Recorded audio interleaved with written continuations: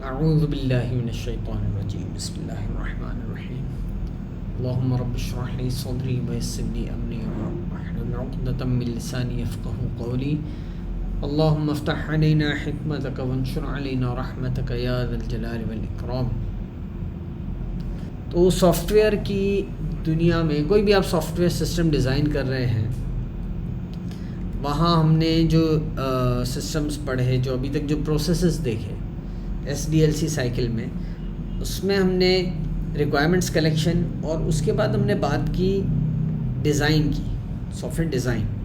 फिर हम जाते हैं इम्प्लीमेंटेशन की तरफ। अच्छा, जब हम डिज़ाइन की बात करते हैं तो बहुत निटी-ग्रिटीज़ की बात कर रहे होते हैं, बहुत ही डिटेल्ड सिस्टम की। लेकिन आर्किटेक्चर की अगर हम बात करें तो architecture is about overall structure, यानी कि पूरा आप कह सकते हैं कि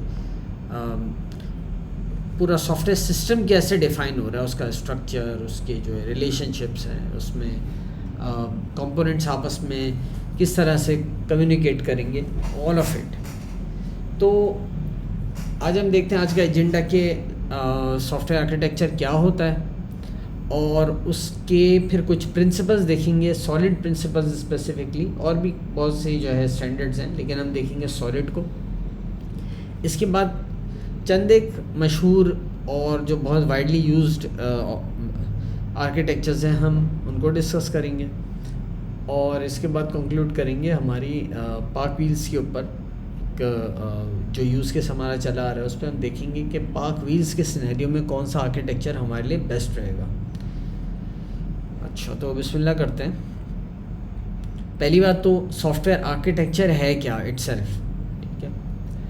हम इसे कह सकते हैं कि कोई भी आप सॉफ्टवेयर सिस्टम डिज़ाइन कर रहे हैं उसके लिए एक ब्लूप्रिंट है, यानी उस पूरे सॉफ्टवेयर सिस्टम में कोड का, डॉक्यूमेंट्स का, टेस्ट्स का स्ट्रक्चर क्या होगा, उसके अंदर कौन कौन से कंपोनेंट्स होंगे, ठीक है, कौन कौन से मॉड्यूल्स होंगे, उन मॉड्यूल्स के, उन कंपोनेंट्स के आपस में रिलेशनशिप्स क्या होंगे, और आपस में कम्युनिकेशन किस तरह से करेंगे डिफरेंट इस सॉफ्टवेयर सिस्टम के मॉड्यूल्स। ठीक है, तो जब हम डिज़ाइन की बात करते हैं तो हम इनमें से किसी इंडिविजुअल कंपोनेंट की बात करें, किसी इंडिविजुअल मॉड्यूल की बात करते हैं, लेकिन हम पूरे जब सिस्टम की बात करेंगे तो हम बात करते हैं आर्किटेक्चर की। अच्छा, आर्किटेक्चर करता क्या है? बेसिकली डेवलपर्स के लिए एक गाइडलाइन है कि डेवलपर्स एक सिस्टम में, अगर एक से ज़्यादा डेवलपर्स हैं, डेफिनेटली अब तो सिस्टम जैसे मॉडर्न सिस्टम जितने भी हैं उनमें एक से ज़्यादा आपके पास डेवलपर्स होते हैं, तो वो किस तरह से एक ही स्ट्रक्चर को, एक ही स्टैंडर्ड को, एक ही सेट ऑफ स्टैंडर्ड्स को फॉलो करके एक सॉफ्टवेयर सिस्टम बना सकें जिसको मेंटेन भी किया जा सके उनके अलावा, यानी एक फ़र्द के अलावा पूरी टीम मेंटेन कर सके और उसको स्केल भी किया जा सके। ठीक। अच्छा, दूसरा काम क्या होता है सॉफ्टवेयर आर्किटेक्चर का, कि जितने भी सिस्टम के कंपोनेंट्स हैं उनको ऑर्गेनाइज इस तरह से करता है कि जो यूज़ केस है, जो आपके क्लाइंट की रिक्वायरमेंट्स हैं, जिसको हम कह सकते हैं जो बिज़नेस रिक्वायरमेंट्स है उसकी, उनके साथ अलाइन हो जाए। तो सॉफ्टवेयर जिस बिज़नेस के लिए, जिन बिज़नेस गोल्स के लिए बन रहा है उसके साथ अलाइन रहना चाहिए। ठीक है, तो अगर आप एक हेल्थ केयर का सिस्टम बना रहे हैं तो उनके गोल्स क्या होंगे? पेशेंट्स हैं, उनके जो इनटेक है, या आउट पेशेंट्स हैं उनका ट्रीटमेंट, उनके अपॉइंटमेंट्स, उनके शेड्यूलिंग, कंसल्टेशन फ़ीस, कंसल्टेंट्स का पूरा डेटाबेस रिकॉर्ड।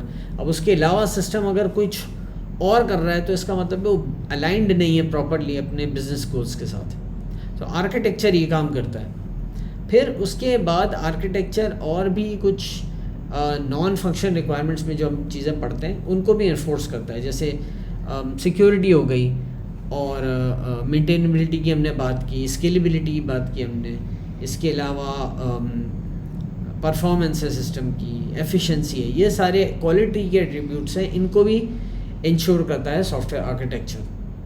ठीक, लेकिन गिवन एक बहुत इम्पॉर्टेंट स्टेटमेंट है यहाँ बताना ज़रूरी है कि the design should be loyal to the architecture, यानी एक बार आप जो सिस्टम का आर्किटेक्चर बता दें, डिज़ाइन हमेशा उसके हिसाब से होना चाहिए, not the other way round. यानी सिस्टम के कोई छोटा सा कंपोनेंट है, उसमें कोई ऐसा चेंज चाहिए कि उसके लिए आपको आर्किटेक्चर ही चेंज करना पड़ रहा हो, तो दैट इज़ रॉन्ग अप्रोच। ठीक है, आर्किटेक्चर हमेशा ड्राइव करता है डिज़ाइन को। तो इसी वजह से सॉफ्टवेयर डिज़ाइन और आर्किटेक्चर में डिफरेंस क्या है? आर्किटेक्चर बात करता है एक high level birds eye view के ऊपर, ठीक है, कि पूरा सॉफ्टवेयर सिस्टम हाई लेवल में एक सिंगल व्यू में किस तरह से दिखाई देगा। और जो डिज़ाइन है वो निटी-ग्रिटीज़ की बात करता है, हर इम्प्लीमेंटेशन डिटेल की बात करता है। यानी सॉफ्टवेयर आर्किटेक्चर अगर ये बता रहे हैं ना कि हमारे पास एक ERD होनी चाहिए, तो डिज़ाइन ये बताता है वो ERD क्या होगी, उसमें कौन कौन सी टेबल्स होंगे, रिलेशंस कौन से होंगे उसमें, टपल्स और उनके दरमियान आपस में किस टाइप के रिलेशनशिप्स होंगे, कौन से कॉलम्स हम ऐड करेंगे, क्या कॉन्स्ट्रेंट्स होंगे, ये सारी चीज़ें डिज़ाइन का पार्ट है। तो आर्किटेक्चर पूरे सिस्टम की बात करता है, डिज़ाइन जो है इंडिविजुअल कंपोनेंट्स की, इंडिविजुअल मॉड्यूल्स की बात करता है। ठीक, तो सिस्टम आर्किटेक्चर को, सॉफ्टवेयर आर्किटेक्चर को हम यूँ डिफ़ाइन करते हैं। अच्छा, ये थोड़ा सा लूजली डिफाइंड है।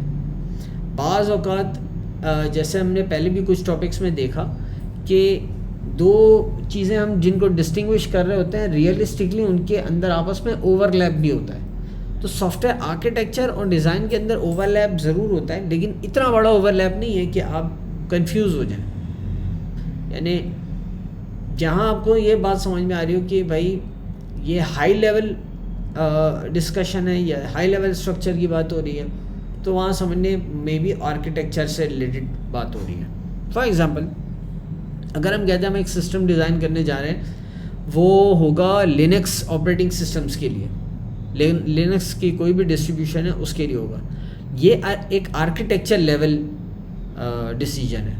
ठीक है, उसके बाद अगर आप बात करते हैं कि अब मैं जो सिस्टम रिलीज़ कर रहा हूँ वो उबंटू लिनक्स के वर्जन 24 के ऊपर कंपैटिबल होगा, तो ये डिज़ाइन लेवल डिसीजन है। ठीक, तो बहरहाल ये थी डेफिनेशन सिस्टम आर्किटेक्चर की, सॉफ्टवेयर आर्किटेक्चर की। अब हम देखेंगे मुख्तलिफ आर्किटेक्चर्स जो कॉमनली यूज़ होते हैं, जो हिस्टोरिकली चले आ रहे हैं। अच्छा, आर्किटेक्चर्स हैं बहुत से, लेकिन हम उनमें से सिर्फ चंद एक दो तीन डिस्कस करेंगे डिटेल में, और उसके बाद ब्रीफली हम देख लेंगे, एक लिस्ट कर लेंगे कि कौन कौन से कॉमनली आर्किटेक्चर्स एग्जिस्ट करते हैं। ओके, इससे पहले कि हम कोई भी आर्किटेक्चर को डिस्कस करें, आर्किटेक्चर की कोई भी एग्जांपल को उठाएं, हम ब्रीफली बात करेंगे कुछ प्रिंसिपल्स की। ठीक है, कि कोई भी आर्किटेक्चर अगर आप चूज़ करते हैं या डिफ़ाइन करते हैं, तो कौन से प्रिंसिपल्स हैं ऐसे जिनको फॉलो करना चाहिए। अब आर्किटेक्चर इतनी ब्रॉड चीज़ है कि आप किसी एक सेट ऑफ प्रिंसिपल्स को या एक सेट ऑफ स्टैंडर्ड्स को उठा के आप ये नहीं कह सकते कि this is going to work for all. लेकिन कुछ प्रिंसिपल्स ऐसे हैं जो mostly in most of the cases they will help you. उनमें से एक सेट ऑफ प्रिंसिपल्स है जिसको हम कहते हैं सॉलिड, SOLID, ये सॉलिड एब्रीविएशन है एक्चुअली। तो अभी सॉलिड में सबसे पहला जो प्रिंसिपल है S stands for single responsibility. यानी ये प्रिंसिपल ये कहता है कि आपका जो भी सॉफ्टवेयर सिस्टम है, उसका जब आप आर्किटेक्चर डिफाइन कर रहे हो, तो उसमें आपने कोई भी मॉड्यूल है या कोई भी कंपोनेंट है, उसके लिए एक पर्पस डिफाइन करना है। कोई ऐसा नहीं होना चाहिए कि एक मॉड्यूल आपका दो काम कर रहा है, और ये भी नहीं होना चाहिए कि एक काम दो मॉड्यूल्स मिलके कर रहे हैं। फॉर एग्जांपल, अगर आप आप बात करते हैं, आपका एक डेटाबेस है, ठीक है, आपका एक मॉड्यूल ऐसा है जो डेटाबेस से कम्युनिकेशन कर रहा है, वहीं पे रिकॉर्ड्स मेंटेन कर रहा है, तो ये नहीं होना चाहिए कि एक डेटाबेस है और उसके लिए हमने दो मॉड्यूल्स रखे हुए हैं जो डेटाबेस से कम्युनिकेट कर रहे हो। या फिर ये भी नहीं होना चाहिए कि एक मॉड्यूल है, वही तरफ से डेटाबेस से भी कम्युनिकेशन कर रहा है, और दूसरी तरफ वही मॉड्यूल UI भी पॉपुलेट कर रहा है, यानी UI भी का भी काम कर रहा है और डेटाबेस से भी कनेक्शन कर रहा है। तो इसका मतलब है आपके पास एक्चुअली दो मॉड्यूल डिफरेंट होने चाहिए थे। तो सिंगल रिस्पॉन्सिबिलिटी का ये मतलब है। अच्छा, उसके बाद दूसरा प्रिंसिपल है ओ स्टैंड्स फॉर ओपन क्लोज्ड, यानी ये बात कर रहे हैं कि कोई भी अगर आप मॉड्यूल एक डिज़ाइन करते हैं, उसका सारा कोड लिख दिया आपने, कंप्लीट कर लिया, ठीक है, उस मॉड्यूल को आप एक्सटेंड कर सकें, उसमें नए फीचर्स ऐड कर सकें विदाउट मॉडिफाइंग एग्जिस्टिंग कोड। यानी एक मॉड्यूल में 25 फीचर्स आपने कंप्लीट कर लिए थे, 26वां फीचर अगर आपको इंक्रीमेंटल डेवलपमेंट के थ्रू ऐड करना है तो पिछले 25 फीचर्स में आपको चेंज ना करना पड़े। मॉड्यूल आपके इस तरह से डिज़ाइन होने चाहिए। ये है प्रिंसिपल नंबर 2 सॉलिड प्रिंसिपल्स का। अच्छा, प्रिंसिपल नंबर 3 जो है दैट इज़ कॉल्ड लिस्कोव सब्स्टिट्यूशन। अच्छा, अब ये जो लिस्कोव सब्स्टिट्यूशन है, सबसे पहले तो ये थोड़ा सा इसके बारे में बताता चलूँ मैं। Liskov is last name of Barbara Liskov, ठीक है। बारबरा लिस्कोव एक बहुत ही रिनाउंड, आप कह सकते हैं, कंप्यूटर साइंटिस्ट है। शी इज़ एन अमेरिकन और इन्होंने जीता था ट्यूरिंग अवार्ड, यानी इसको आप कह सकते हैं कंप्यूटर साइंस में नोबेल प्राइज़ समझ लें, ट्यूरिंग अवार्ड। और भी इनके मुख्तलिफ कॉन्ट्रीब्यूशंस हैं, लेकिन ये इनका this is one of those contributions. 1980s में इन्होंने इसको प्रेजेंट किया था, लिस्कोव सब्स्टिट्यूशन। अच्छा, ये है क्या चीज़? ये बात करता है कि अगर आपके सिस्टम में कई कंपोनेंट्स हैं, कई मॉड्यूल्स हैं, तो वो फॉलो करें एक तरह का प्लगेबल आर्किटेक्चर। मतलब अगर एक कंपोनेंट को आपने रिप्लेस कर दिया किसी और कंपोनेंट के साथ, तो कोई भी फंक्शनैलिटी ब्रेक नहीं होनी चाहिए किसी और कंपोनेंट की। यानी अगर आप कह रहे हैं कि मैं एक डेटाबेस यूज़ कर रहा हूँ मेन रिपोजिटरी के लिए, मेन सारा डाटा कंटेन करने के लिए, और एक और मैं मेमोरी बेस्ड डेटाबेस यूज़ कर रहा हूँ रेडिस कैशिंग पर्पस के लिए, ठीक है। तो अगर मैं कैशिंग का डेटाबेस चेंज कर दूं या बिल्कुल कैशिंग की फंक्शनैलिटी एक तरह से रिमूव कर दूं, तब भी मेरी एप्लीकेशन ब्रेक ना हो, मेरी फंक्शनैलिटीज़ ब्रेक ना हो, यानी वो एप्लीकेशन फिर भी चल रही हो विदाउट कैश। तो ये एक तरह से सिस्टम आपका बहुत हाईली रेजिलिएंट हो जाएगा, और इसको फॉलो करते हुए, इस रूल को फॉलो करते हुए आपके लिए चेंजेस करना, मॉडिफिकेशंस करना बहुत आसान हो जाता है। तो ये सॉलिड प्रिंसिपल्स में तीसरा प्रिंसिपल है, and it is quite hard to achieve by the way. ये वाला जो प्रिंसिपल है, इसको फॉलो करना थोड़ा मुश्किल है, कॉम्प्लेक्स हो जाता है आपका थोड़ा सा डिज़ाइन, लेकिन सिस्टम को रेजिलिएंट बनाने के लिए, ठीक है। तो ये होगा 3 प्रिंसिपल्स। चौथा जो है वो बड़ा सिंपल सा है। चौथा प्रिंसिपल कहता है interface segregation. I stand for interface segregation. ये कहता है कि आपके सिस्टम में जितने भी इंटरफेसेस हैं, आपने ये पैकेज, जब हम पैकेज डायग्राम देख रहे थे यूएमएल में, तो वहाँ हमने थॉरली डिस्कस किया था कि इंटरफेस कहते किसको actually, it doesn't mean user interface. तो जो कोड लेवल पे, आपके प्रोग्राम लेवल पे जो इंटरफेसेस मौजूद हैं पैकेजेस के, वो रिडंडेंट नहीं होने चाहिए।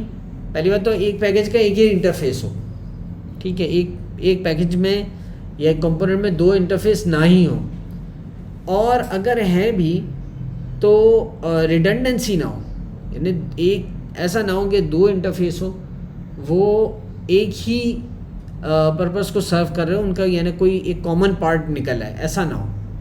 तो अगर 2 इंटरफेसेस हैं तो दोनों की फंक्शनैलिटी, दोनों की जो इम्प्लीमेंटेशन रिक्वायरमेंट्स है बिल्कुल डिफरेंट होनी चाहिए।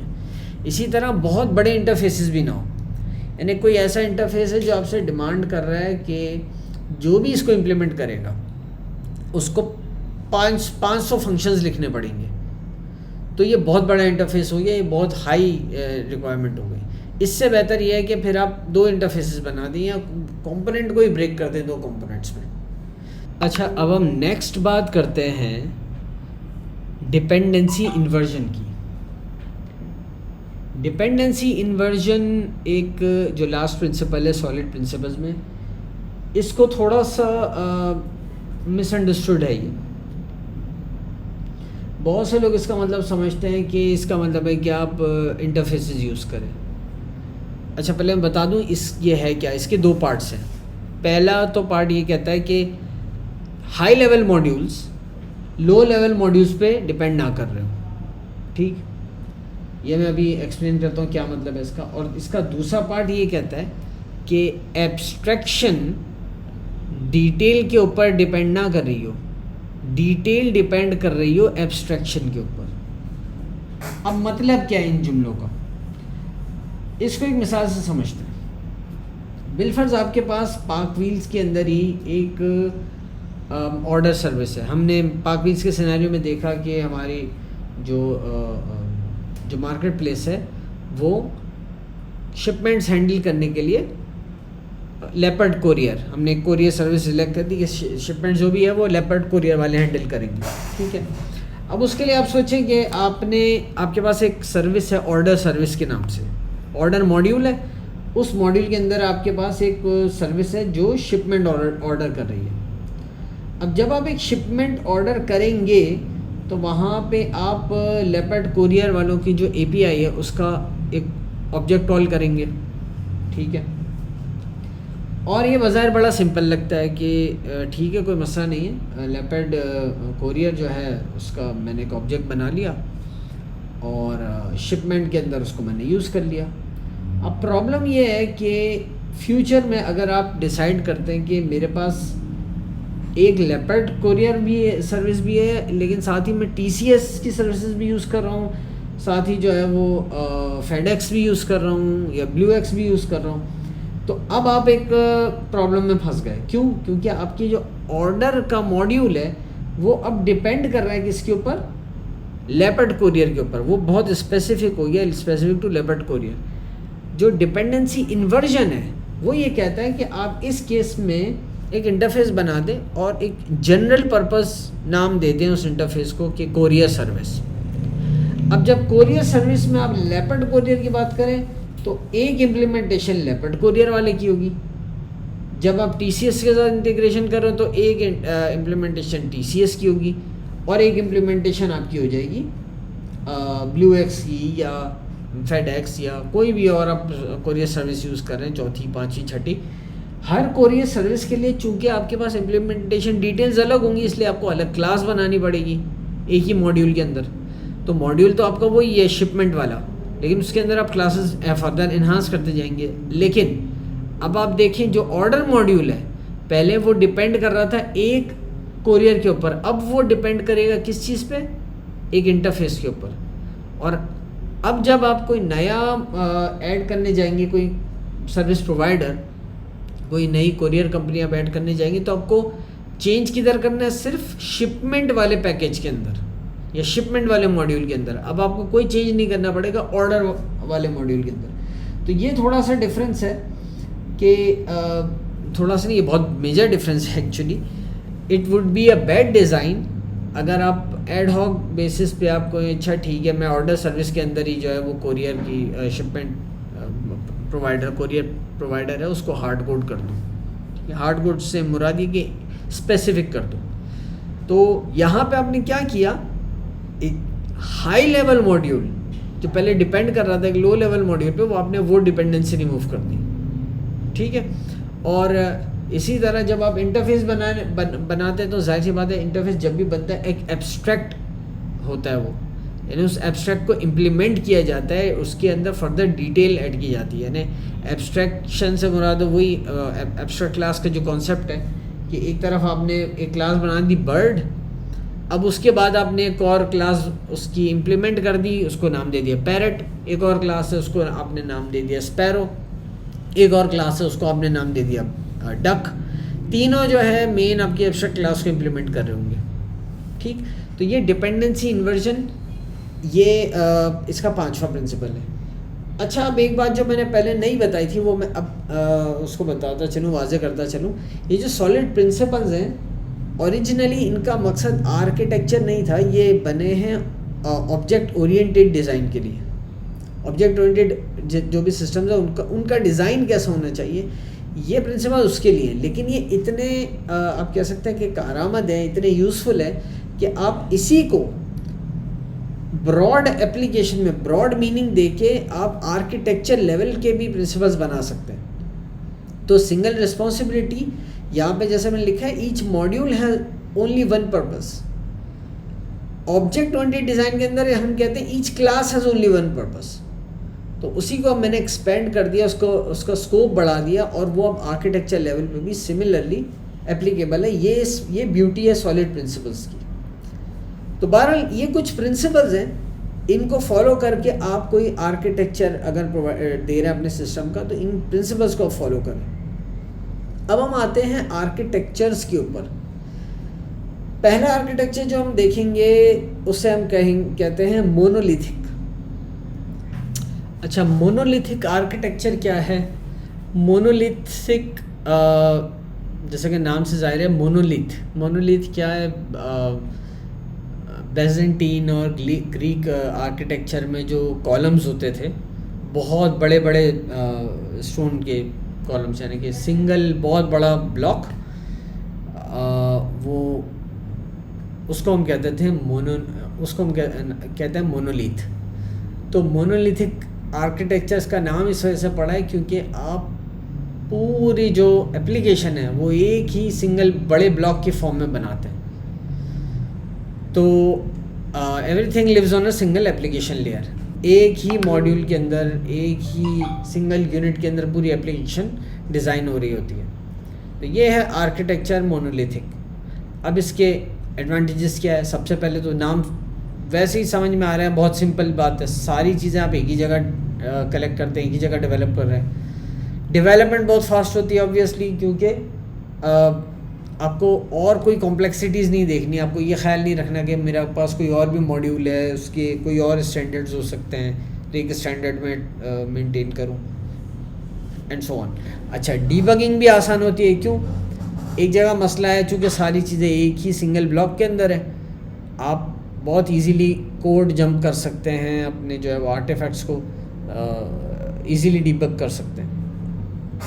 जब भी डिप्लॉयमेंट होगी, एक ही एप्लीकेशन डिप्लॉय होती है, उसी एप्लीकेशन में फ्रंट एंड है, उसी एप्लीकेशन में बैक एंड है, उसी एप्लीकेशन में यूटिलिटीज़ हैं, सारी चीज़ें वो एक ही एप्लीकेशन के अंदर है। और इसकी इंफ्रास्ट्रक्चर कॉस्ट भी कम होती है, क्योंकि ज़ाहिर आप एक ही कंपोनेंट डिप्लॉय कर रहे हैं, एक ही एप्लीकेशन डिप्लॉय कर रहे हैं, तो आपको मल्टीपल सर्वर्स, मल्टीपल इंस्टेंसेस भी नहीं चाहिए। ये इसके एडवांटेजेस हैं बहुत सारे। अब इसके डिसएडवांटेजेस क्या हैं? पहली बात तो स्केलेबल नहीं है। आप जैसे जैसे एक ही एप्लीकेशन को ब्रॉडन करते जाएंगे, वो फैट होता जाएगा आपका कोड बेस, और एक वक्त ऐसा आएगा कि आपको समझ में भी नहीं आ रहा होगा कि कौन सी चीज़ मैंने कहाँ रखी है, किस क्लास में क्या क्या काम हो रहे हैं। एक बहुत लंबी आपके पास लिस्ट आ जाएगी क्लासेस की, हर क्लास में बहुत सारे फंक्शंस होंगे, तो इसको स्केल करना बहुत मुश्किल होगा कोड लेवल पे। दूसरा इसका डिसएडवांटेज है टाइट कपलिंग। मतलब कोड के किसी एक पार्ट में अगर आप चेंज करेंगे, तो चूंकि वो पार्ट डिपेंड कर रहा होगा किसी और पे, और उस एक पार्ट पे दूसरा कोड मज़ीद डिपेंड कर रहा होगा, तो आपके लिए चेंज करना मुश्किल हो जाएगा, क्योंकि एक जगह आप चेंज करेंगे, 2-3 जगहों पे आपका इम्पैक्ट आएगा। आप ये प्रिंसिपल्स पढ़ेंगे आगे जाके, जब दूसरे कोर्सेज में भी एक कॉन्सेप्ट है टाइट कपलिंग और लो कोहेजन का, लूज कपलिंग और हाई कोहेजन। ये आपकी प्रेफरेंस होती है, कोई कोड आपस में कोहेसिव ज़्यादा हो लेकिन कपल्ड कम हो। तो इसकी बहुत सारी एग्जांपल्स देखेंगे आप, ये बहुत इम्पोर्टेंट एक एस्पेक्ट है प्रोग्रामिंग का। अच्छा, फाइनली एक और डिसएडवांटेज ये है कि चाहे बैकएंड में चेंज हो, चाहे किसी यूटिलिटी में चेंज करें आप, चाहे कोई मॉडल चेंज करें, चाहे आप जो है वो यूआई का जो पार्ट है उसमें कुछ चेंज करें, इवन टेस्ट आप चेंज कर लें, आपको रीडिप्लॉय करना पड़ेगा हर चेंज के साथ। यानी ऐसा नहीं है कि मैंने फ्रंट एंड में ही तो चेंज किया, बैक एंड क्यों रीडिप्लॉय करूँ? नहीं, रीडिप्लॉय चूँकि सब कुछ एक ही एप्लीकेशन में, तो हर बार आप बहुत ज़्यादा फ्रीक्वेंटली रीडिप्लॉयमेंट्स कर रहे होंगे। ये भी इसका बहुत बड़ा डिसएडवांटेज है। अब बाज़ाहिर बेशक लग रहा होगा कि यार ये सिंपल और इजी तो है, फास्ट भी है, लेकिन इसके डिसएडवांटेजेस बहुत ज़्यादा हैं। ये बात दुरुस्त होने के बावजूद भी ये बहुत पॉपुलर है, ठीक है। जो स्मॉल जितने भी छोटे लेवल पे सिस्टम्स होंगे उनके लिए बेस्ट आपके पास मोनोलिथिक आर्किटेक्चर ही होता है। और दूसरी बात ये भी है कि अगर आप कोई सिस्टम स्टार्ट कर रहे हैं बिल्कुल ही basic proof of concept level पे, तो उस केस में आपके लिए बेस्ट मोनोलिथिक आर्किटेक्चर ही होता है। अब आप अंदाज़ा करें कि फेसबुक और अमेज़ॉन जैसे स्टार्टअप्स जैसी कंपनीज भी मोनोलिथिक आर्किटेक्चर के ऊपर ही स्टार्ट हुई थी, उसके बाद उन्होंने अपना जो है शिफ्ट किया। और बेसिकली यूनिवर्सिटी में लेवल पे भी आप लोग भी जो कोर्सेज़ के प्रोजेक्ट्स बनाते हैं वो जानते हुए या ना जानते हुए आप मोनोलिथिक आर्किटेक्चर ही फॉलो कर रहे होते हैं। तो बेसिकली अगर एक पिक्टोरियल रिप्रेजेंटेशन देखें इसकी, तो ये है मोनोलिथिक आर्किटेक्चर।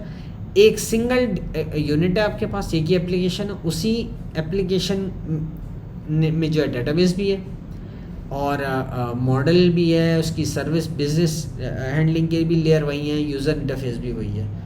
ये है मोनोलिथिक आर्किटेक्चर। अब मोनोलिथिक आर्किटेक्चर का एक वेरिएंट भी है जो थोड़ा सा आपको आप कह सकते हैं एनहांस्ड एक वर्जन, कुछ उसके जो है वो एडवांटेजेस ज़्यादा हैं, वो मेंटेनेबल ज़्यादा है। वो उससे वो कौन सा आर्किटेक्चर है, that is called modular monolithic. इसमें भी आपके पास एप्लीकेशन एक ही होती है, लेकिन उसी एक एप्लीकेशन को इंटरनली मल्टीपल मॉड्यूल्स में डिवाइड करते हैं। ठीक है, यानी अगर हम इसकी बात करें जैसे पाकवीज सिनेरियो है, तो उसमें ऑर्डर्स के लिए मॉड्यूल अलग होगा, उसी के एक ही कोड बेस के अंदर ऑर्डर मैनेजमेंट का मॉड्यूल अलग होगा। और इसी तरह उसमें कैटलॉग का मॉड्यूल अलग आप कर लेंगे, शिपमेंट के लिए अलग एक मॉड्यूल निकाल लेंगे, और सारी आपकी यूआई लॉजिक वगैरह सारी वही डिफाइन होगी एक ही कोड बेस के अंदर, लेकिन कोड बेस के अंदर मुख्तलिफ मॉड्यूल्स आप बना लेते हैं। ठीक है, तो ये थोड़ा सा मैनेजेबल हो जाता है, एक से ज़्यादा डेवलपर्स के लिए काम करना थोड़ा इजी हो जाता है, टेस्टिंग आसान हो जाती है। और इसका एक और बहुत बड़ा फ़ायदा ये है कि अगर आप मॉड्यूलर अप्रोच लेके चलें तो इन्हीं मॉड्यूल्स को आप फर्दर माइक्रो सर्विस आर्किटेक्चर में भी फिर चेंज कर सकते हैं अपने मॉड्यूलर मोनोलिथिक आर्किटेक्चर को। माइक्रो सर्विस आर्किटेक्चर अभी हम देखेंगे शॉर्टली क्या होता है। अच्छा, इसका जो डिसएडवांटेज ये है कि आपको डेवलपर्स को ट्रेन करना पड़ता है कि भाई आपका मॉड्यूल ये है, उसकी जो लॉजिकल बाउंड्रीज इससे आपको बाहर नहीं निकलना। यानी अगर हम ऑर्डर मैनेजमेंट कर रहे हैं तो उसमें शिपिंग वाला कोई काम नहीं होना चाहिए उस मॉड्यूल में, वो शिपिंग के मॉड्यूल में होगा। तो ये है आपका मोनोलिथिक आर्किटेक्चर। स्टिल ये छोटी टीम्स के लिए है और ज़्यादा से ज़्यादा आप इस पर MVP डेवलप करें या बहुत छोटी लेवल पे जो एप्लीकेशंस आप वो डेवलप कर सकते हैं। ऑल्दो ये रिकमेंडेशंस हैं, लेकिन स्टिल बहुत बड़ी एग्जांपल्स हैं हमारे पास। GitLab है, बहुत बड़ा सॉफ्टवेयर है वो, और शॉपिफाई का जो अर्ली वर्जन्स थे दे वर यूजिंग मोनोलिथिक आर्किटेक्चर। तो इसकी आप सिग्निफिकेंस इसी से आपको अंदाज़ा हो जाएगा। अब यहाँ पिक्टोरियल फॉर्म में आपको शो किया हुआ है मॉड्यूलर आर्किटेक्चर किस तरह का होता है मोनोलिथिक। आप देखें, अकाउंट्स का मॉड्यूल है, ऑर्डर्स का मॉड्यूल है, प्रोडक्ट्स का मॉड्यूल है। इन तीनों के डेटाबेस भी अलग अलग किए हुए हैं। ठीक है, इन तीनों के अंदर UI है, लॉजिक है, उसकी बिजनेस लॉजिक और डाटा एक्सेस की लेयर है। अब ये तीनों बज़ाहिर लॉजिकली अलग अलग दिख रहे हैं, लेकिन होंगे ये एक ही एप्लीकेशन के अंदर। यही इसका जो है एक तरह से एडवांटेज भी होता है और यही डिसएडवांटेज भी बनता है जब आपकी एप्लीकेशन बड़े स्केल पे जाती है। तो बहरहाल ये आर्किटेक्चर हमने डिस्कस किए मोनोलिथिक और उसी का मॉड्यूलर वेरिएंट। ठीक है, इसके बाद हम आ रहे हैं जो बहुत ही मशहूर ज़माना आप कह सकते हैं कि अब जो एप्लीकेशंस मोस्टली जिसको फॉलो करती हैं और एक तरह से इंडस्ट्री स्टैंडर्ड ही बनता जा रही है, at least for consumer level applications. देखिए, कुछ सॉफ्टवेयर होते हैं जैसे ऑपरेटिंग सिस्टम है या आपका कोई प्रोग्रामिंग लैंग्वेज है या ब्राउज़र है कोई, उसमें आपके लिए बेस्ट ऑप्शन होता है मोनोलिथिक, क्योंकि आपको बहुत हाई स्पीड चाहिए होती है। कोड बेशक टाइटली कपल्ड हो, कोई आपको प्रॉब्लम नहीं है, because it's still one single unit, तो वहाँ पे ये चीज़ें चल जाती हैं। लेकिन एप्लीकेशन लेयर की जब हम एप्लीकेशन लेवल पे के सॉफ्टवेयर पे हम आते हैं, तो फिर आपको थोड़ा सा फ्लेक्सिबल आर्किटेक्चर्स चाहिए होते हैं। तो उनमें सबसे सक्सेसफुल आप कह सकते हैं एग्जांपल है माइक्रो सर्विस आर्किटेक्चर की। माइक्रो सर्विस आर्किटेक्चर कहता है कि आपके पास जितने भी मॉड्यूल्स हैं ना सिस्टम में, जितने भी कंपोनेंट्स हैं, मुख्तलिफ वर्किंग पार्ट्स जो हैं, हर एक इंडिपेंडेंट होना चाहिए और हर एक एज अ सर्विस काम कर रहा हो। यानी ऑर्डर, अगर हम बात करते हैं इसके ऑर्डर का पूरा जो प्रोसेस है, कैटलॉग से लेके ऑल द वे ऑर्डर करने तक, ये एक अलग पूरी सर्विस है। और शिपमेंट की अगर हम बात करें तो शिपमेंट डिपेंड कर रही होती है कोरियर सर्विस पे, तो उस सर्विस को आप अलग कर लें। ये दो मुख्तलिफ सर्विस हो जाएंगी, ये दोनों इंडिपेंडेंट हो जाएंगी, इनके अपने डेटाबेस भी हो सकते हैं, लेकिन दोनों साथ मिल के एक ही एप्लीकेशन की एक ही रिक्वायरमेंट्स को सर्व कर रही होंगी। दोनों की डिप्लॉयमेंट भी अलग हो सकती है, दोनों इनफैक्ट अलग ही होगी। दो अलग मशीन्स पे या दो अलग वर्चुअल मशीन्स पे या दो अलग डॉकर कंटेनर्स के ऊपर बेशक डिप्लॉय हो जाए, लेकिन उनकी डिप्लॉयमेंट सेपरेट होगी एक दूसरे से, लेकिन वो दोनों एक दूसरे से कम्युनिकेट कर रही होंगी। अब उसका फ़ायदा ये होता है बहुत बड़ा कि अगर आपकी एप्लीकेशन में 25 सर्विसेज चल रही हैं, कोई एक डाउन हो जाती है तो बाकी 24 सर्विसेज स्टिल चलती रहेंगी। फॉर एग्ज़ाम्पल, आपके रिपोर्ट्स का मॉड्यूल डाउन हो गया, रिपोर्ट्स का मॉड्यूल क्रैश होने की वजह से पूरी एप्लीकेशन आपकी डाउन नहीं होती है, सारे काम चल रहे होंगे सिवाय रिपोर्ट्स के। इसी तरह मॉनिटरिंग के लिए अगर आपने कोई टूल ऐड किया हुआ है और वो बंद हो जाता फॉर एनी रीज़न, तो आपकी मॉनिटरिंग रुक जाएगी, लेकिन बेसिक और सारे आपके ट्रांजैक्शन, सारे ऑपरेशंस कैरी ऑन होंगे। माइक्रो सर्विस आर्किटेक्चर का ये बहुत बड़ा फ़ायदा है। तो हम देखते हैं इसके जो एडवांटेजेस हैं। पहली बात तो इंडिपेंडेंस है, डिप्लॉयमेंट भी इंडिपेंडेंट होती है, स्केलिंग भी इंडिपेंडेंट होती है, डेवलपमेंट भी इंडिपेंडेंट होती है, और कोई प्रॉब्लम आती है तो आपको पता है कि बहुत इजीली आप आइडेंटिफाई कर सकते हैं कि किस सर्विस के अंदर प्रॉब्लम आई है। तो ये इसके बहुत सारे एडवांटेजेस हैं और ये बहुत बड़े बड़े एडवांटेजेस हैं। लार्ज स्केल पे ये माइक्रो सर्विस आर्किटेक्चर बहुत स्ट्रॉन्ग इसका जो है वो रिस्पॉन्स है। अच्छा, यही इसके फिर डिसएडवांटेजेस भी बन जाते हैं। क्यों? पहली बात तो इस आर्किटेक्चर को फॉलो करना थोड़ा मुश्किल है क्योंकि बहुत कॉम्प्लेक्स होता है, ठीक। दूसरी बात ये कि आपका नेटवर्क डिपेंडेंट होता है, मशीन डिपेंडेंट नहीं, यानी कि एक नेटवर्क के ऊपर मुख्तलिफ मशीन्स आपस में कम्युनिकेट कर रही होती हैं। तो आप किसी एक नेटवर्क इंटरफेस के ऊपर कहते हैं सारी सर्विसेज एक दूसरे से बात करें। फिर मॉनिटरिंग कॉम्प्लेक्सिटी, या कोई एक सर्वर तो है नहीं, कोई एक एप्लीकेशन तो है नहीं कि आपने एक जगह मॉनिटर कर ली। 25 एप्लीकेशंस चल रही हैं, 25 मुख्तलिफ सर्विसेज चल रही हैं, इन सब को आपको एक जगह देखना हो तो आपको मॉनिटर करने में आपको प्रॉब्लम हो जाती है। फिर आखिरी चीज़ डेवऑप्स। ज़ाहिर है जब आपके पास कई इंस्टेंसेस हैं, कई सर्विसेज हैं, तो डेवऑप्स को हर सर्विस को अलग अलग मेंटेन करके चलना पड़ता है। तो बहरहाल ये इसके डिसएडवांटेजेस हैं, लेकिन इसके डिसएडवांटेजेस इतने ज़्यादा नहीं हैं कि इसके आप एडवांटेजेस को नज़रअंदाज कर दें। बड़े स्केल पे स्टिल मीडियम स्केल पे, मीडियम टू लार्ज स्केल ये बेस्ट ऑप्शन है, ठीक है। और कोई सिस्टम ऐसा है जिसमें बहुत सारे मूविंग पार्ट्स है, बहुत सारे आपकी सर्विसेज चल रही हैं, जो कि आजकल की एप्लीकेशंस में होता है, उसके लिए बहुत अच्छा ये आर्किटेक्चर है। और एक ऐसा सिस्टम जिसको आपको स्केलेबल बनाना है। Again micro service is a very good fit for such systems. अब इसकी एग्जांपल्स देखते हैं, कौन से सिस्टम्स आज के दौर में माइक्रो सर्विस आर्किटेक्चर यूज़ कर रहे हैं। मैंने एग्जांपल लिखी है अमेज़ॉन, ऊबर, नेटफ्लिक्स। इसे लिखने की हद तक 3 है। इनफैक्ट अगर आप एक्सप्लोर करेंगे तो शायद आपको टॉप 500 में से 400 एप्लीकेशंस आज के दौर में ऐसी मिले जो माइक्रो सर्विस आर्किटेक्चर को यूज़ कर रही हैं। ये इतना पॉपुलर है। तो इसकी एक डायग्रामेटिक रिप्रेजेंटेशन देख लेते हैं। ये आप देखिए, एक यूज़र इंटरफेस है। उस यूज़र इंटरफेस से वो यूज़र इंटरफेस कितनी सारी सर्विसेज से कम्युनिकेट कर रहा है।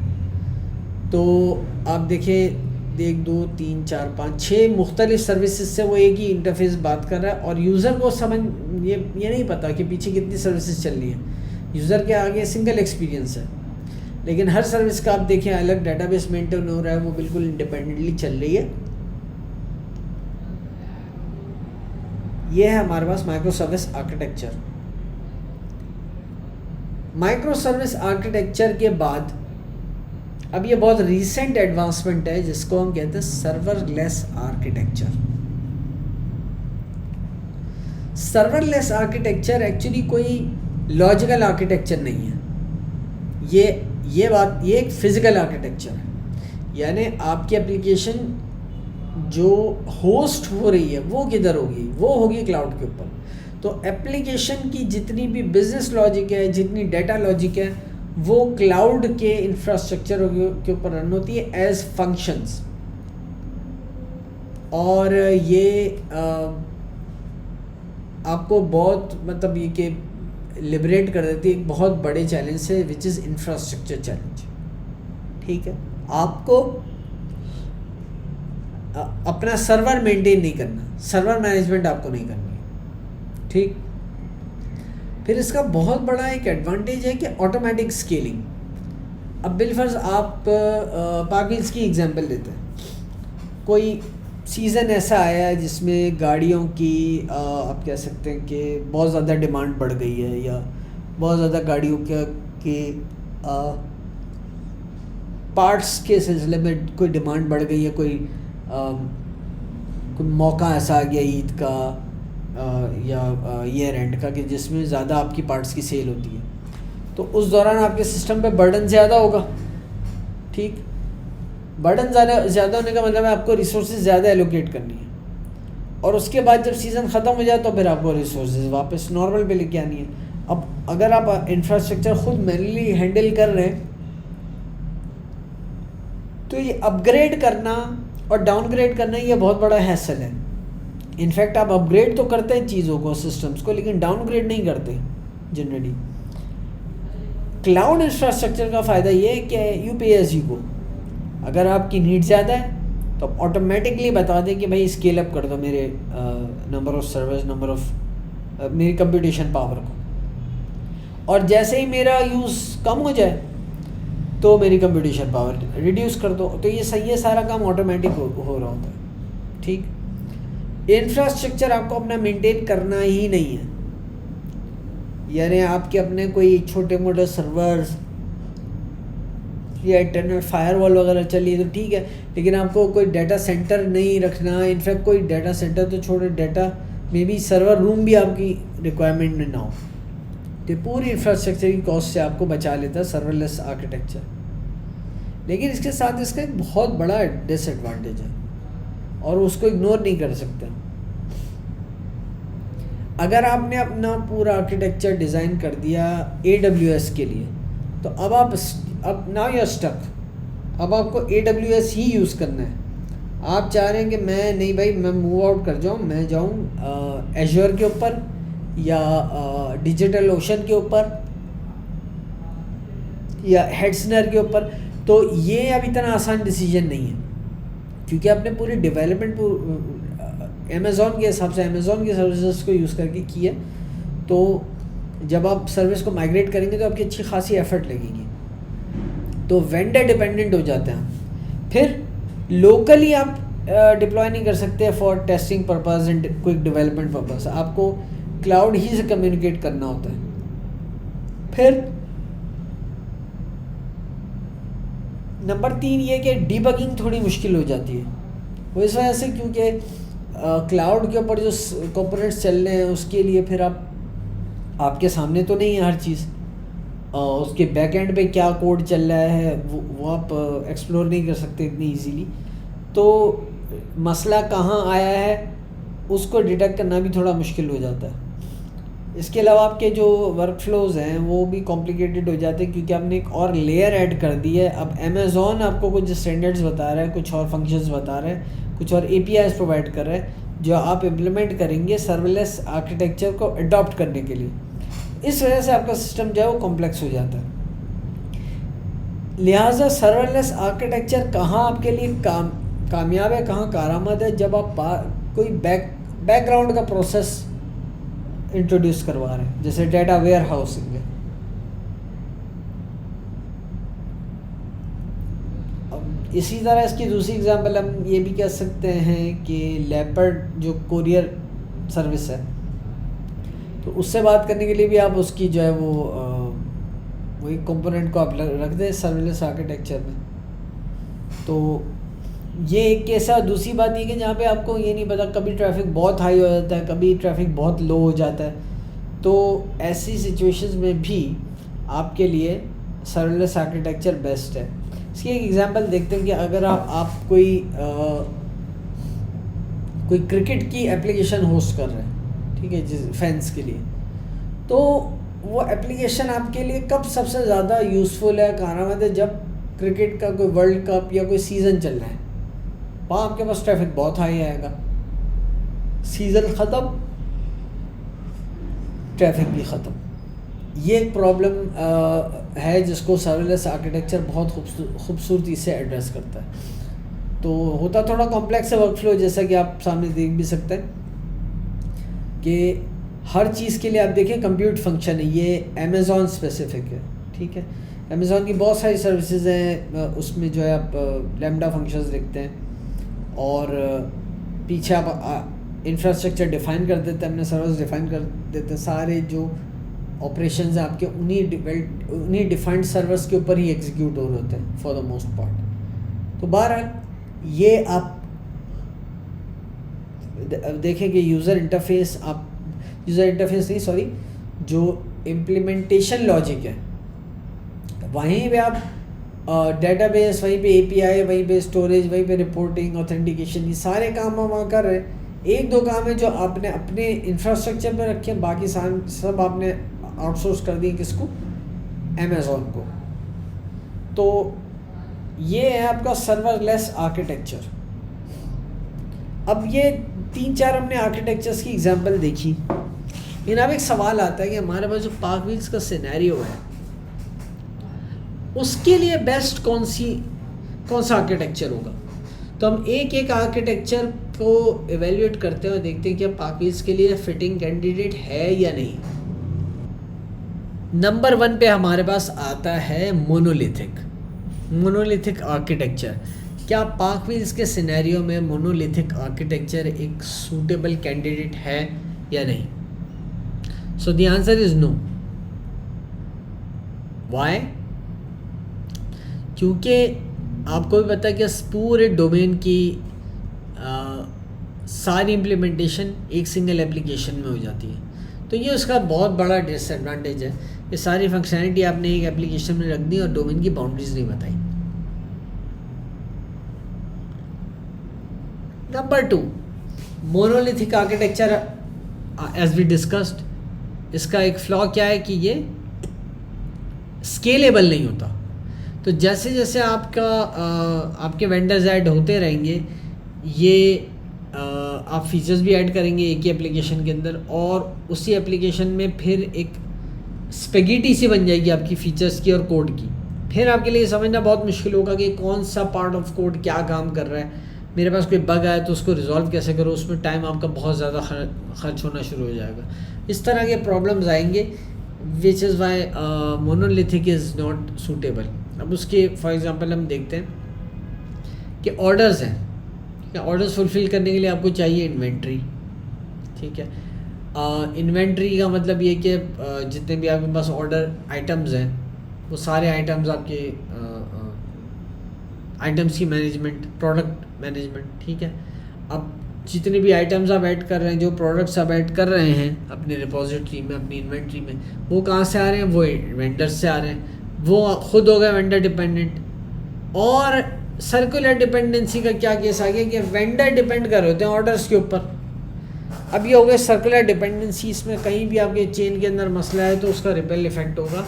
इसी वजह से जैसे जैसे इस डेवलपमेंट को आप कैरी ऑन करते रहेंगे आपके लिए मसला खड़ा होगा, और ये जो इंटरडिपेंडेंसीज है और सर्विसेज की और एंटिटीज़ की, ये मैनेज करना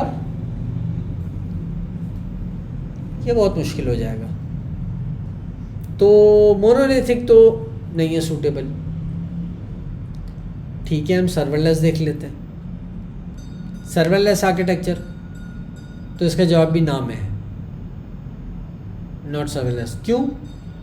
सर्वरलेस आर्किटेक्चर कहाँ काम करता है? जिससे हमने बताया था कि जहाँ आपके पास ट्रैफिक वेरिएबल हो बहुत ज़्यादा, ठीक है, और आपका जो एप्लीकेशन है वो इवेंट ड्रिवन हो, ट्रांजैक्शनल ना हो, ठीक है, कि कोई इवेंट आया उसके अगेंस्ट मैं रिस्पॉन्ड कर रहा हूँ। तो कभी कभी मुझे बहुत हाई ट्रैफिक चाहिए, कभी बहुत मेरे पास रिक्वायरमेंट्स लो होंगी, ठीक। तो ये उसके कुछ रीजंस हैं। ये सर्विलेंस काम करता है फॉर एग्जांपल इमेज प्रोसेसिंग में, जहाँ आपके पास बहुत हाई रिक्वायरमेंट आ सकती है, बहुत ज़्यादा प्रोसेसिंग आ सकती है। इसी तरह कोई ईमेल सर्विस आप चला रहे हैं तो वहाँ पे आप सर्विलेंस यूज़ करें। बहुत सारी शेड्यूल्ड जॉब्स हैं जैसे डेटा वेयर हाउसेज में होती है, तो वहाँ आप सर्विलेंस यूज़ कर सकते हैं। कुछ थोड़ी देर के लिए काम है, पूरे दिन में 2 घंटे 3 घंटे, बाकी आप खाली बैठे हुए, ठीक है। जब अगर हम देखें अपने पार्क व्हील्स की तरफ, तो वो बहुत ज़्यादा ट्रांजैक्शन स्पेसिफिक है। उसका एक वर्क फ्लो देखते हैं। क्या यूज़र ने चेकआउट किया तो एक ऑर्डर क्रिएट हुआ, ऑर्डर के बाद उसी ऑर्डर को शिपमेंट करनी है तो एड्रेस वगैरह डाल के फिर शिपमेंट क्रिएट हुई, और उसके बाद नोटिफिकेशंस गए वेंडर को भी और लेपर्ड कोरियर को भी और आपके कस्टमर को भी, फिर पार्क व्हील्स की इंटरनल टीम को भी, ठीक है।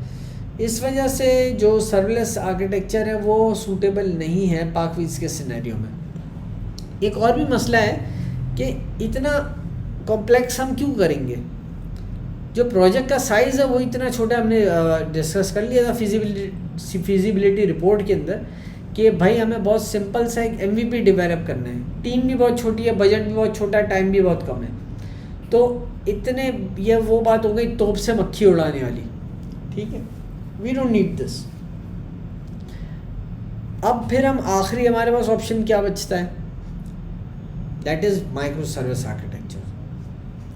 माइक्रो सर्विस आर्किटेक्चर क्या कैंडिडेट है पार्क व्हील्स के लिए?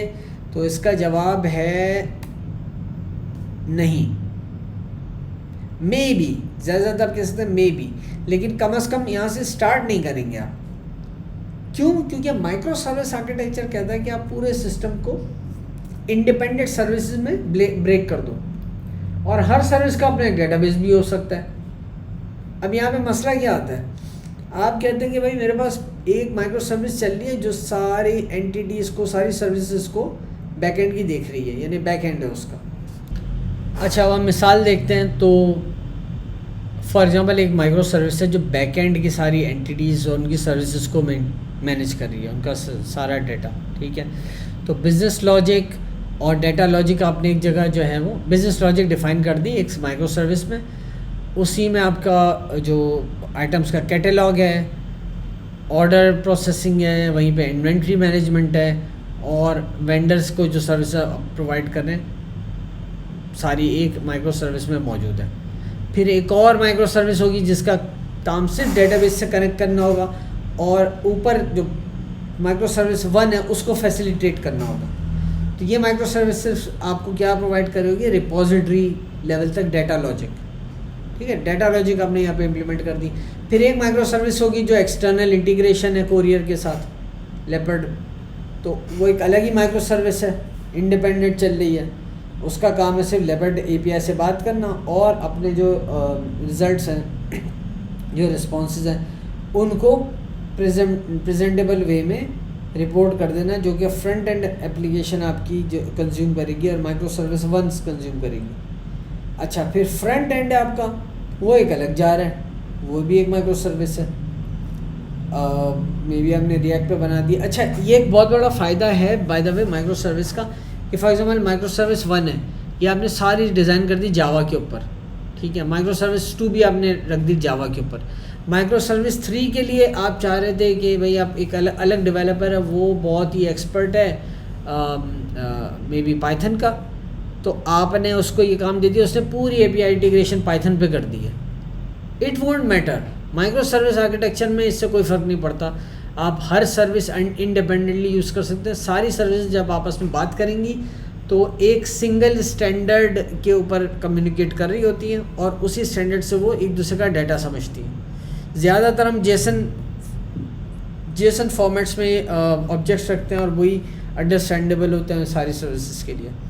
इसी तरह कोई अगर आपकी टीम में रिएक्ट या Vue.js है या Angular.js का कोई डेवलपर है जो फ्रंट एंड वेब एप्लीकेशन बनाएगा, आप उसको एक काम दे दें, उसकी अपनी जावास्क्रिप्ट पे वो काम कर रहा होगा डेफिनेटली, उसका कोई ताल्लुक ही नहीं है पाइथन से या जावा से, तो वही इंडिपेंडेंटली काम कर सकता है। फिर इसी तरह आपके पास माइक्रो सर्विस एक और ऐड हो सकती है जो रिपोर्टिंग और मॉनिटरिंग के लिए हो, यानी जो रिपोर्ट्स आपको जनरेट करनी है वो आप एक अलग माइक्रो सर्विस ले जाए जहाँ पे सारी सिर्फ काम ही रिपोर्ट्स का हो रहा और मॉनिटरिंग सिस्टम एक वहाँ पे लगा। तो ये इतनी सारी माइक्रो सर्विसेज अगर आप चाहें तो इंट्रोड्यूस कर सकते हैं और पार्कव्हील्स पे आप चाहें तो इम्प्लीमेंट कर ले। पार्कव्हील्स के सिनेरियो में ये आर्किटेक्चर आप फॉलो कर लें, लेकिन प्रॉब्लम ये अगेन ये बहुत बड़ा ओवरकिल है। वो क्यों? क्योंकि माइक्रो सर्विस आर्किटेक्चर पहले भी जैसे डिस्कस किया वो MVP लेवल के इश्यूज़ को हैंडल करने के लिए नहीं है। माइक्रो सर्विस आर्किटेक्चर बहुत बड़े और कॉम्प्लेक्स सिस्टम्स को जो फुल स्केल के ऊपर है उनके लिए बना हुआ है। तो माइक्रो सर्विस आर्किटेक्चर हम एक्चुअली ये तो नहीं कह सकते कि बिल्कुल गलत आर्किटेक्चर है पार्कव्हील्स के लिए। It might be suitable but not on MVP scale. Later जाके जब आप फुल स्केल पे जाएं तब जाके आप कहेंगे अच्छा ठीक है यहाँ पे माइक्रो सर्विस में वर्क फॉर अस। लिहाजा अगर मोनोलिथिक आर्किटेक्चर भी सही नहीं है, सर्वलेस भी नहीं है, माइक्रो सर्विस आर्किटेक्चर भी पार्कव्हील्स के सिनेरियो पे सही फिट नहीं हो रहा, तो अब हम क्या करेंगे? सो बेसिकली एक चीज़ हमारे पास रह गई है, वो है मॉड्यूलर मोनोलिथिक। क्या ये पार्कव्हील्स के लिए सूटेबल कैंडिडेट है? तो आंसर इज़ यस। क्यों? पहली बात तो मोनोलिथ है, simple, easy to implement, faster, ठीक है। फिर मेंटेनेबल भी होगा। क्यों? आप मॉड्यूल्स डिफाइन कर सकते हैं सारे डोमेन, हर डोमेन का अलग मॉड्यूल बना दें। और वो किस तरह से होगा? फॉर एग्जांपल कैटलॉग है, वो एक अलग मॉड्यूल है।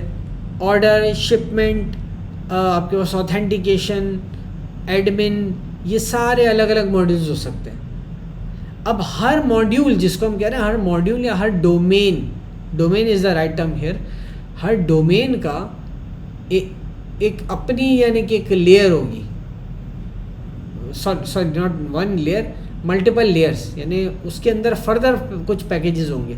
फॉर एग्जांपल अगर हमारे पास कैटलॉग का डोमेन है तो कैटलॉग के अंदर एक मॉडल है, सारे आप मॉडल एंटिटीज़ इस पैकेज में रखें। रिपोजिटरी है, आपकी जितने भी JPA रिपोजिटरीज हैं, रिपोजिटरी से मुराद बेसिकली वो क्लासेस जो डेटा इंसर्ट, अपडेट, डिलीट, इस सेलेक्ट, इसमें जो डील कर रही होती है, ठीक है। तो ये सारी रिपोजिटरी है। इसके बाद आपके पास बिजनेस लॉजिक के लिए एक और आप जो है ना फंक्शन पैकेज बना लें सर्विसेज का। फिर जब आप फ्रंट एंड से कम्युनिकेट करवा रहे होंगे तो आपको कंट्रोलर लेयर चाहिए, तो कंट्रोलर की लेयर ऐड कर दें। अब हर डोमेन के लिए आप इस तरह से लेयर्स ऐड करते जाएं। इनमें बहुत हद तक तो कॉपी पेस्ट भी हो सकता है, एक मल्टीपल डोमेन्स में आप कॉपी पेस्ट भी करते चले जाएं, बहुत फास्ट डेवलपमेंट हो सकती है। लेकिन क्या है, कोड बेस से एक होगा, और एक कोड बेस होने के कई फ़वाइद क्या है कि डेवलपमेंट फास्ट होगी, टेस्टिंग आसान हो जाएगी और ऑपरेशनल कॉस्ट भी आपकी कम आएगी, इंफ्रास्ट्रक्चर भी और डेवलपमेंट भी। सबसे बड़ा फ़ायदा मॉड्यूलर मोनोलिथिक आर्किटेक्चर का ये है कि इसको माइक्रो सर्विस आर्किटेक्चर में कन्वर्ट करना आसान होता है, क्योंकि पहले से आपने एक तरह से डोमेन्स डिफाइन कर दिए। हर डोमेन को आप चाहें तो एक अलग सर्विस बना सकते हैं। ये इसका बहुत बड़ा बेनिफिट है। तो पार्कव्हील्स की अगर हम एप्लीकेशन की बात करें, उसके लिए most suitable modular monolithic architecture होगा। अच्छा, ये हमने बात की काफ़ी डिटेल में आर्किटेक्चर्स की जो बहुत ज़्यादा मशहूर है। कुछ और भी आर्किटेक्चर्स हैं जो ज़्यादा लाइमलाइट में अब नहीं आते, बट हर आर्किटेक्चर का अपना एक यूज़ केस है। तो ये आप अपने तौर पे एक्सप्लोर ज़रूर कीजिएगा।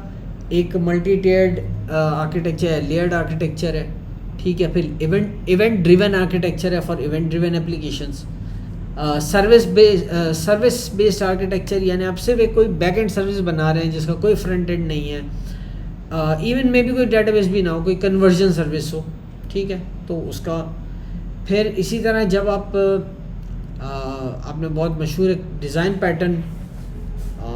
पैटर्न्स में आप पढ़ेंगे अगर पहले से नहीं पता तो, मॉडल व्यू कंट्रोलर, ये एक पैटर्न है, डिज़ाइन पैटर्न है, जिसके ऊपर आप एक कोई ऑब्जेक्ट ओरिएंटेड एप्लीकेशन या कोई भी और एप्लीकेशन आप डिज़ाइन कर सकते हैं, तो उसको भी आप एज आर्किटेक्चर देख सकते हैं। फिर डिसेंट्रलाइज सिस्टम्स होते हैं, उनमें ज़्यादातर पेयर टू पेयर कम्युनिकेशन होती है, उसके लिए आपके पास पेयर टू पेयर आर्किटेक्चर है। नेक्स्ट हमारे पास है micro kernel architecture. Micro kernel architecture का केस बहुत इंटरेस्टिंग है और काफ़ी लिमिटेड है। ये आर्किटेक्चर आप यूज़ करेंगे जब ऑपरेटिंग सिस्टम टाइप की कोई चीज़ आपको डिज़ाइन करनी हो, इनफैक्ट ऑपरेटिंग सिस्टम ही डिज़ाइन करना हो। अब देखिए, ऑपरेटिंग सिस्टम सिर्फ ये नहीं है विंडोज़ या लिनक्स वगैरह, ऑपरेटिंग सिस्टम बहुत सारी डिवाइसेस के होते हैं, कस्टम होते हैं। जैसे किसी इलेक्ट्रिक व्हीकल का, किसी फाइटर जेट का ऑपरेटिंग सिस्टम, ये तकरीबन आप देखेंगे जितने भी एम्बेडेड सिस्टम्स होते हैं सोफिस्टिकेटेड, उनके अपने ऑपरेटिंग सिस्टम्स होंगे। अब ऐसा कोई सिस्टम आपको डेवलप करना है जो ऑपरेटिंग सिस्टम हो या ऑपरेटिंग सिस्टम से मिलता जुलता हो, तो उसके लिए micro kernel architecture most suitable है।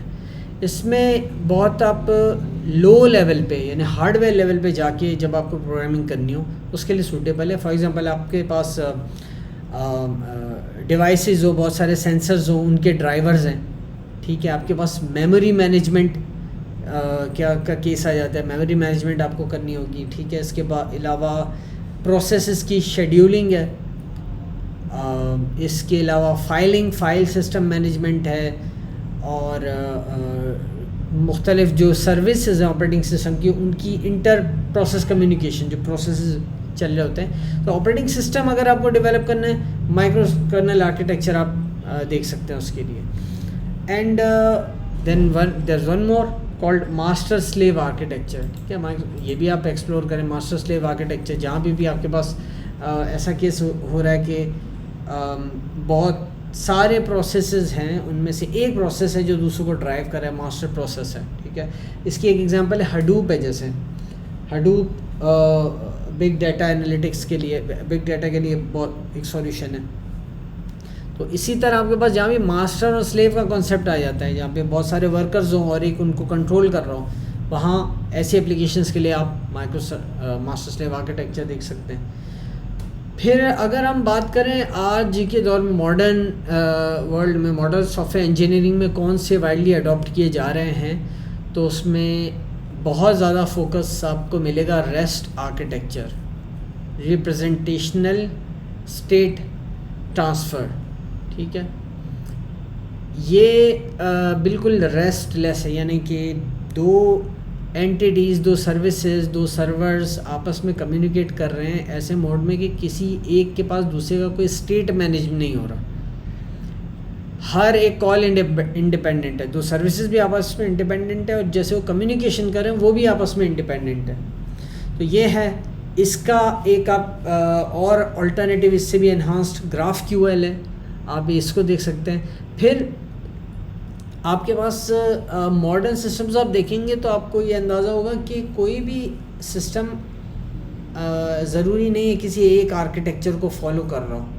ये आर्किटेक्चर्स को आप एज टेम्पलेट्स लेके चल सकते हैं और एक हाइब्रिड अप्रोच भी यूज़ कर सकते हैं। फॉर एग्जांपल आपकी एप्लीकेशन ऐसी हो जो रेस्ट आर्किटेक्चर भी यूज़ कर रही है और मोनोलिथ भी हो, यानी मोनोलिथिक है और रेस्ट भी है। इसी तरह मोनोलिथिक लेयर्ड आर्किटेक्चर ये भी पॉसिबल है। ये भी पॉसिबल है आपके पास कोई इवेंट ड्रिवन आर्किटेक्चर हो coupled with micro service architecture. तो ये सारी हाइब्रिड अप्रोचेस भी एग्जिस्ट करती हैं।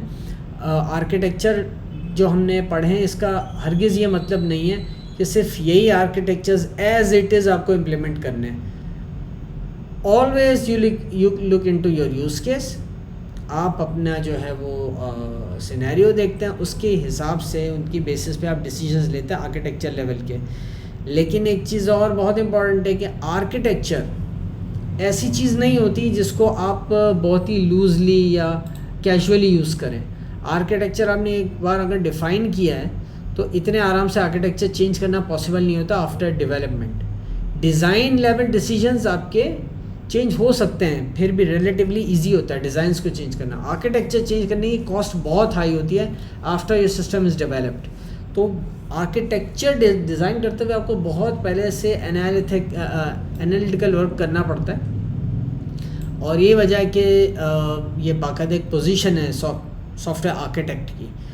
और सॉफ्टवेयर आर्किटेक्ट्स की जहाँ और जॉब्स होती हैं वहाँ इनका ये भी एक बहुत बड़ा काम है कि एक सॉफ्टवेयर सिस्टम को आर्किटेक्चर देना, उसका एक आर्किटेक्चर डिसाइड करना।